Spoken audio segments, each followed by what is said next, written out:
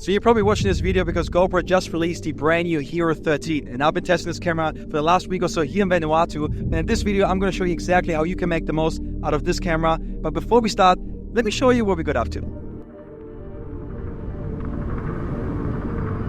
Vanuatu, place from me. Island, long look at the 5 element. Air, ground, fire, water, more spirit from Vanuatu.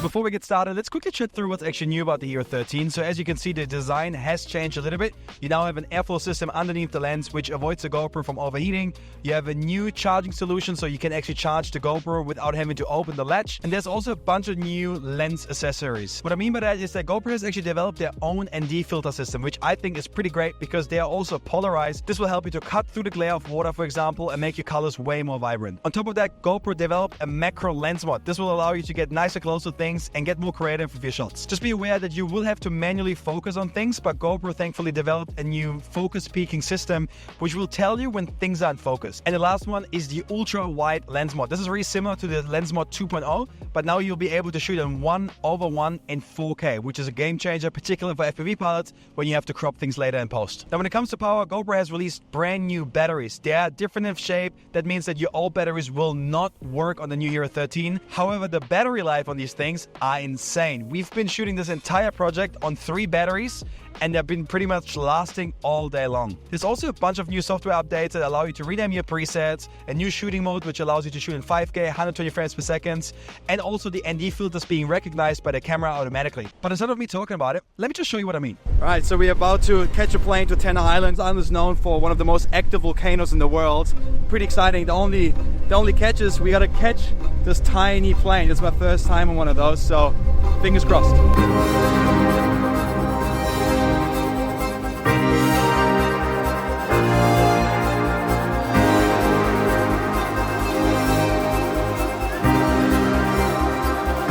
It's amazing to be finally here on Tanna Island. There's so much that we're going to do and explore, and this is really the time to put the GoPro HERO13 to the test.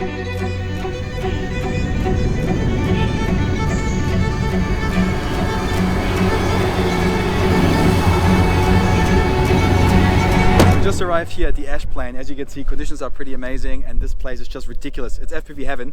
I'm going to shoot everything here in 5K, 8x7, 30 FPS, fully motion blur. We're going to use an ND8 filter.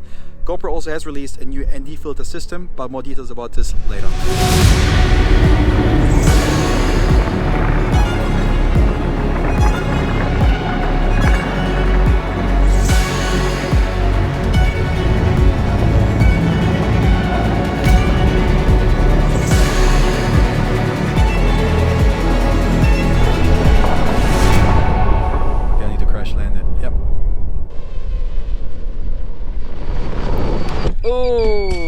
Crash landed. The battery died. There it is. Right, so battery voltage was too low and I was pushing for one more line, and as I was pulling up, the battery just drained completely, so I had to crash land it safely. The only issue is right now this is volcanic sand, which if you watched my other videos, it's magnetic, so hopefully it's not all stuck to the drone. You see all this? It's all magnetic sand.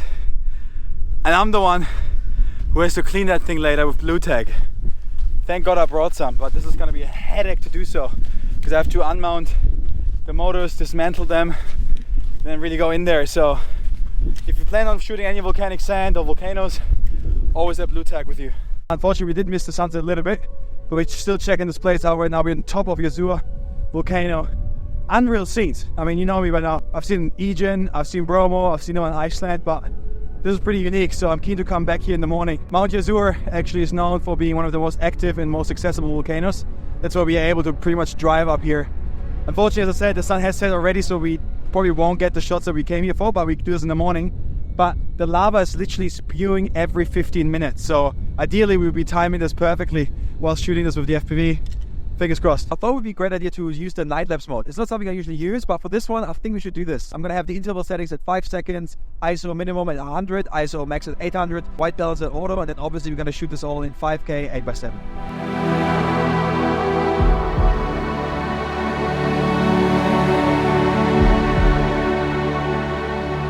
This is crazy. We just see our sunrise. The wind is picking up and the lava is spewing. Just gotta find the right window right now to film it with the drone. I feel like I'm almost getting blown away, dude. Holy shit.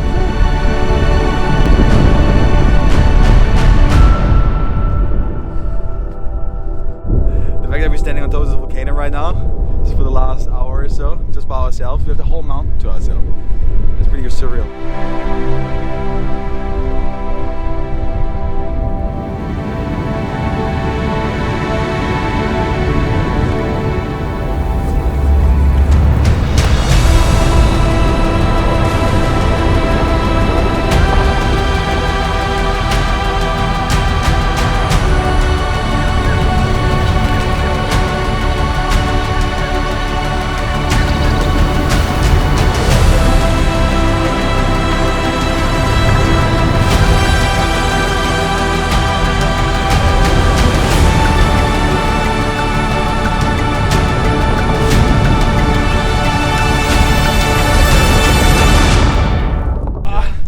Go to the bathroom.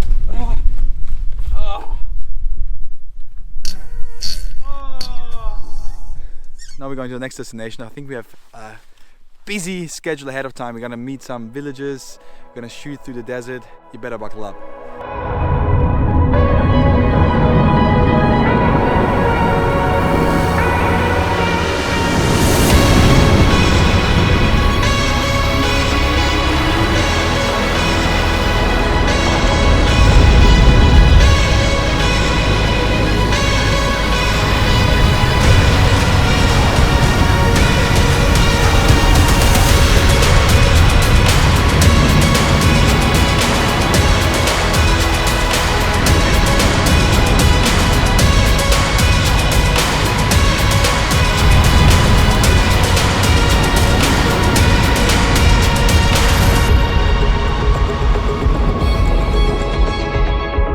Let's talk about the new ND filter system that GoPro has introduced. So ND filters are nothing new, of course, and usually I use the Polar Pro ND filters, which I think are one of the best. But GoPro has now introduced their own ND filters. So when you get a GoPro, you can purchase the ND32, ND8, ND16, and ND4. And I've noticed that these ND filters seem to be better than any filters that I've used before. I'm not sure what they have done to them.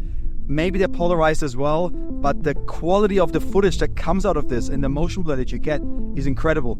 Also, what I really appreciate is that now when you chuck on an ND filter, they actually get recognized by the GoPro. Not only does the GoPro tell you what ND filter is on, but it also suggests if the ND filter is too strong or too weak. This is definitely great features for beginners who are trying to become more pro, because a lot of times when you're starting out when shooting with GoPros is you shoot everything in auto, particularly the shutter speed. But the secret sauce to make your footage so cinematic and creamy is to keep the shutter speed and frames per second in check. So with this new feature, the GoPro actually adjusts for that rule. So let's say you are shooting in 30 frames per second and have an ND filter on, the GoPro automatically adjusts the shutter speed to 1/60. It definitely seems that GoPro is trying to bridge the gap between the pro and beginner users, because even with the flat color profile now and the ND filters, you're capable of creating cinematic footage that you may not have been able to shoot with the Hero 12. So it definitely seems more user-friendly for the beginners who are trying to step up their game. If color grading is not something that you're really into or you don't really know how to, I have created a cinematic LUT bundle specifically for the Hero 13 flat color profile and Hero 13 log profile. I'm going to put a link below, and if you use the code HERO13, you can save yourself 20% discount. GoPro also introduced a new lens mod, and it's the macro lens mod. So basically this one allows you to get some really nice close-up shots, and there is a wheel on top. If you have it on the person symbol, it allows you actually to get a nice bouquet when you vlog.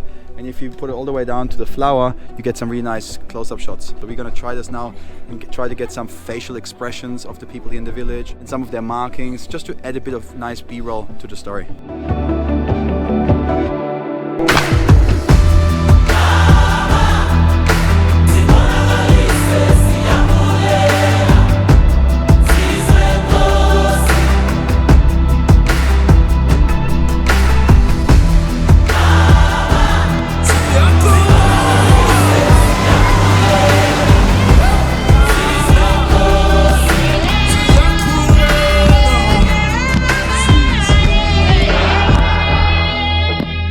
just arrived at the Blue Cave. This place is pretty special because, as I said, it's a cave, but when you're there at the right time of the day, the sunbeams goes through it and it looks incredible. The only issue though right now is that the entrance looks like this. That's the entrance to get there, so you have to duck down for a second in order to make it inside. I'm not sure how I feel about this, but let's give this a shot.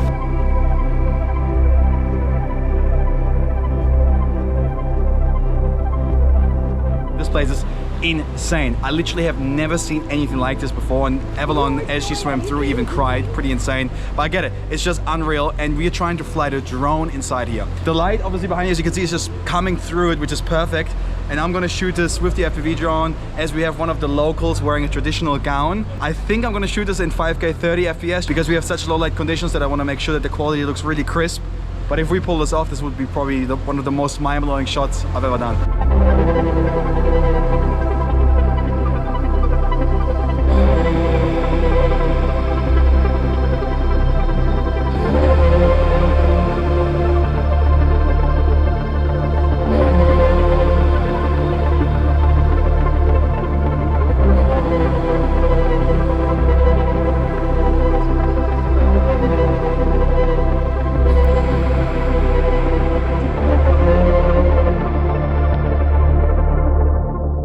So a lot of people actually ask me, how do I get most of my underwater stuff? And that's a fair question because it isn't as easy. And as you know, I like to have manual control over everything, except when it comes to shooting underwater stuff. And what I mean by that is that I set myself up with 4K 60 FPS because I do want to be able to slow things down later in post. Everything looks better in slow-mo, particularly underwater when you have fish coming through or you have a subject that you're filming. But there's some key elements that you need to make sure that you have in check, and that is your shutter speed, white balance, and ISO. The ISO, we're gonna keep it 100 all the way up to 400 max.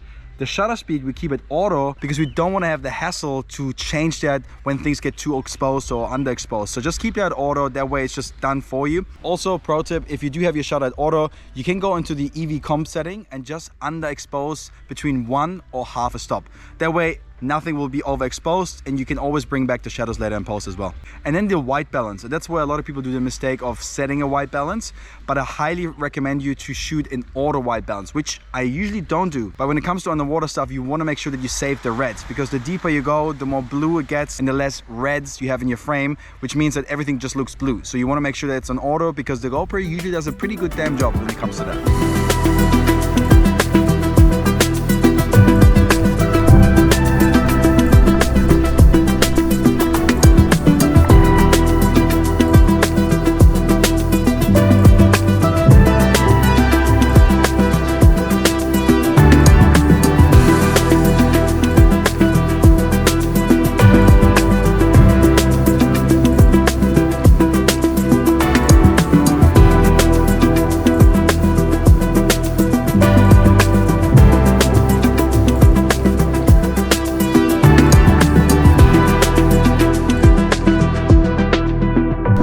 Just got onto Pele Island. This place is crazy. We just got greeted by the locals too.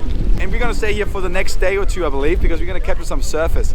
Should be pretty epic and insane scenes out here because the water is clear, the sand is white, and the waves are pumping.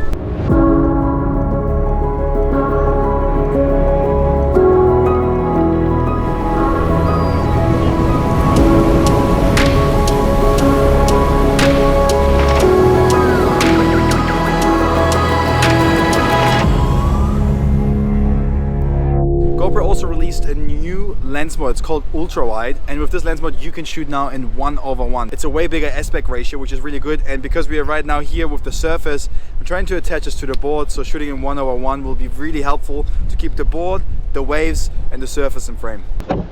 Let's send it.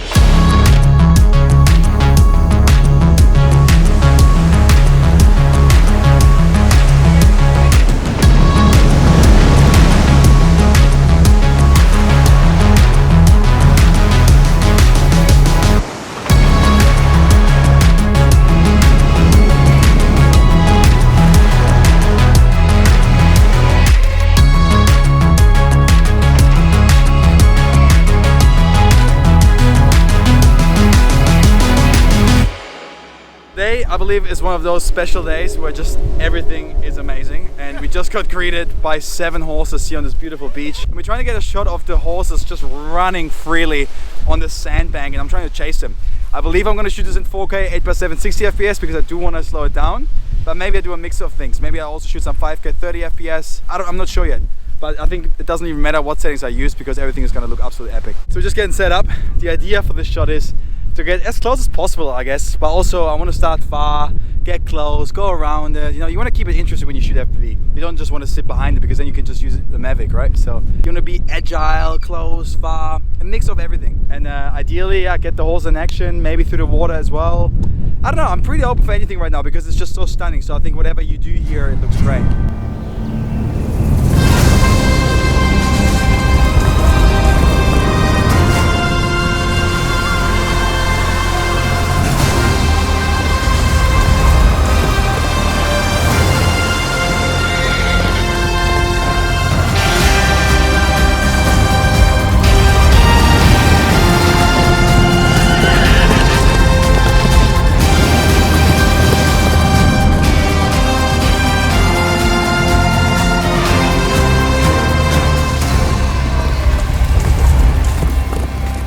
So we just got to our next stop here. We have the water dance ladies with us. So they're going to perform a traditional dance which involves water, singing, dancing, everything really. I've never seen it before, but I've heard a lot about it, so I'm keen to capture it. We're trying to get nice and close. Maybe I even used a macro Lensmod for this one. Trying to shoot some slow-mo, some normal speed stuff. But I just want to show the magnitude of them performing in the water. Let's get it.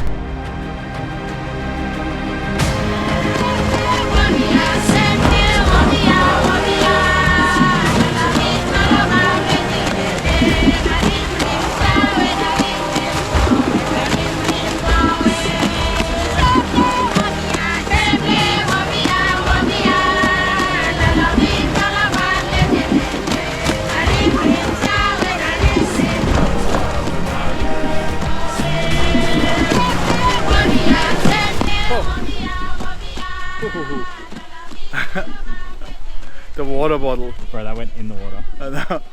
Wow, that concludes our mission here. That was insane to witness it in person. These ladies are so beautiful inside and out, and we just got some really cool shots. We definitely made good use of the new mode, which is 5K 120 frames per second, because you could get some really nice crisp slow-mo. And in moments like this where you know exactly what you want to shoot, you only need those 5 seconds to capture the moment. So that was perfectly used right now. Now we're heading off to the blue holes.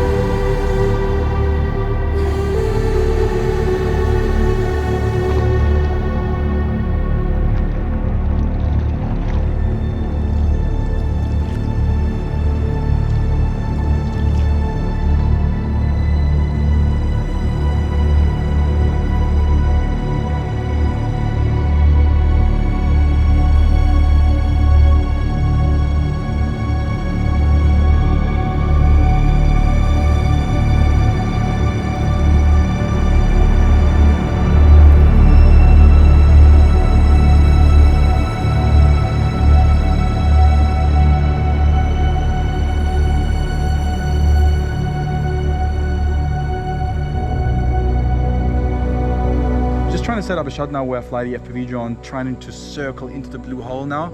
I think it will match it nicely with Evelyn coming on the canoe and her just being so amazed by what she's seeing. I think I'm going to shoot this in 5K 30 FPS because I don't believe I'm going to slow this down. And I'm just trying to get through the mangrove trees, through the gaps, just trying to find a good line here.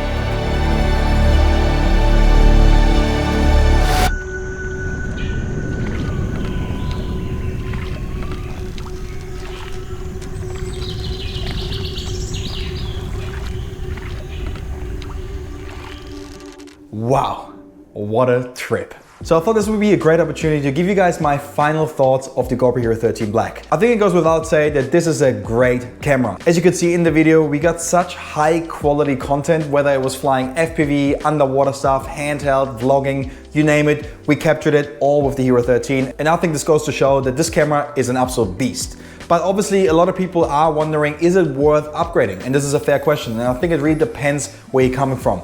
I think overall GoPro, as I mentioned before, is trying to bridge the gap between the beginners and the pros. So if you're still using an older camera such as the GoPro HERO11 Black or older, I definitely think it's an upgrade. There's a couple features on the HERO13 that you don't have access to, such as the 5K 120 frames per second, and then improved log and flag color profile, as well as a bunch of other things. And it's definitely worth putting your money towards this new camera. However, if you're still using the HERO2 12, I can definitely understand that some people may say it's not worth upgrading. And it really depends what's important to you. If you need 5K 120 frames per second, if you need the auto detection of the different lenses, then yes, it's worth upgrading. As I mentioned before, I think GoPro did a pretty good job to introduce the beginners to what it's like to make the most out of your camera, because a lot of people often use a GoPro and just shoot on auto and they don't even understand what they could actually unleash once they actually get all the settings in check. So by GoPro introducing the auto detection mode where it tells you what shutter speed to use based on the ND filter you're using, I think they're great. And if you are still kind of a beginner and find it quite hard to keep all these settings in check and you're using the GoPro Hero 12, then yes, definitely worth upgrading to Hero 13. But if you don't really care about all of the attachments and the new software updates that you can detect your filters, then it's probably not for you. And I can totally respect that. So if you're in the market for an action camera or you're in the market to upgrade from the 11 or lower, then yes, go for it. But if you're in the Hero 12, then I'll leave that completely up to you because it really depends on what your needs are. But I think overall we can definitely agree that this is an absolute beast of a camera. So I would love to hear your thoughts. Do you think it is worth upgrading? Have you upgraded? And more importantly, was this video helpful? Let me know what you thought of it. I would love to hear your feedback and I'll catch you guys in the next one. Let's go.